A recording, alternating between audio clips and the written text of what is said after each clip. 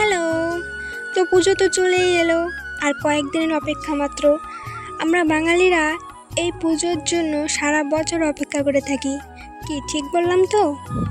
তো তাই আজকে আমি বসে পড়েছি পেন্সিল আর একটা আর্ট পেপার নিয়ে। আজ আমি একটি দেবী দুর্গার প্রতিচ্ছবি অঙ্কন করব।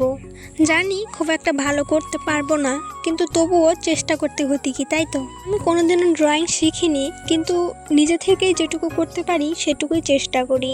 জানি অনেক ভুল ত্রুটি হবে, তোমরা প্লিজ একটু ক্ষমা করে দিও। তো এইদিকে দেখো, আমি কথা বলতে বলতে আস্তে আস্তে মায়ের চোখ, নাক, আইব্রো সবই প্রায় কমপ্লিট করে ফেলেছি। তো এইদিকে মায়ের ছবিটা আমি কমপ্লিট করতে থাকি, আর ওইদিকে চলো তোমাদের সাথে আমি আমার ছোটোবেলার কিছু পুজোর সময়ের কাটানো স্মৃতি শেয়ার করি। তোমরা কিভাবে তোমাদের ছোটোবেলাটা কাটিয়েছো অবশ্যই কিন্তু কমেন্ট বক্সে জানিয়ে যেও। আমি কিন্তু ছোটোবেলায় খুবই শান্ত ছিলাম বলতে গেলে, এখন হয়তো একটু পাজি হয়ে গেছি। চলো তোমাদের সাথে মহালয়ার দিন থেকে শুরু করি। মহালয়া যেদিন থাকতো তার আগের দিন রাত্রে আমি তো ঘুমোতামই না বলতে গেলে, কারণ পরে যদি উঠতে না পারি, মহালয়া যদি শেষ হয়ে যায়, তাই একটু পরপরই উঠে মাকে ডেকে তুলতাম আর বলতাম, মা দেখো তো মহালয়া শুরু হয়েছে কিনা। আর মা বলতো যে না রে, শুরু হয়নি, এখন ঘুমা, অনেকটা দেরি আছে, পরে তোদেরকে ডেকে দেবো শুরু হলে। কিন্তু যখন মহালয়া শুরু হতো তখন তো মা ডেকে দিত, কিন্তু তখন আর উঠতে পারতাম না, কারণ সারা রাত জেগেছিলাম। পর মহালয়া যখন শেষের দিকে তখন দৌড়ে উঠতাম যে মহালয়া দেখব। আর তখন মা বলতো যে মহালয়া এখন শেষ, এখন উঠছিস। তারপর পরে যে সিনগুলো দেখাতো, যে রিপিট আবার দেখাতো সিনগুলো, সেগুলো দেখার জন্য পাড়ায় পাড়ায় দৌড় পারতাম। আর তখন মা দিত বকা, কারণ পড়তে বসতে হবে, পড়া বাদ দিয়ে পাড়ায় পাড়ায় মহালয়া দেখার জন্য দৌড়াতাম। তো এইভাবেই মহালয়ার দিনটা কেটে যেত।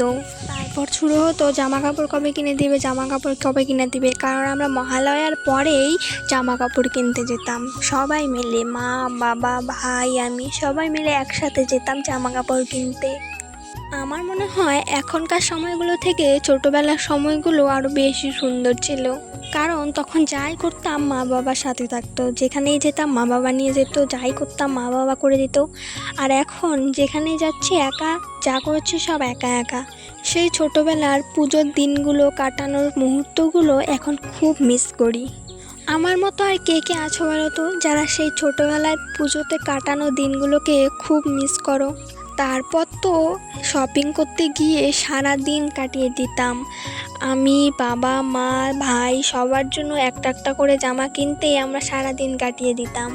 তারপর তো ড্রেস কেনাকাটা হয়ে গেলে চলে যেতাম আমি চুড়ি মেলা কিনতে, কারণ আমি ছোটোবেলায় সাজতে খুব ভালোবাসতাম। আর ছোটোবেলায় সাজ বলতেই তো মায়ের সাজানো সাজ, বুঝতেই পারছো কেমন। তারপর তো কেনাকাটা করে বাড়ি এসে তখনই নতুন ড্রেস পরে সবাইকে দেখাতে হবে। নতুন ড্রেস পরেই চলে যেতাম পাড়াতে সবাইকে দেখানোর জন্য। সবাইকে না দেখালে আমার ড্রেস কেনা পুরোই জলে, কারণ সবাই দেখবে, দেখে বলবে ভালো হয়েছে।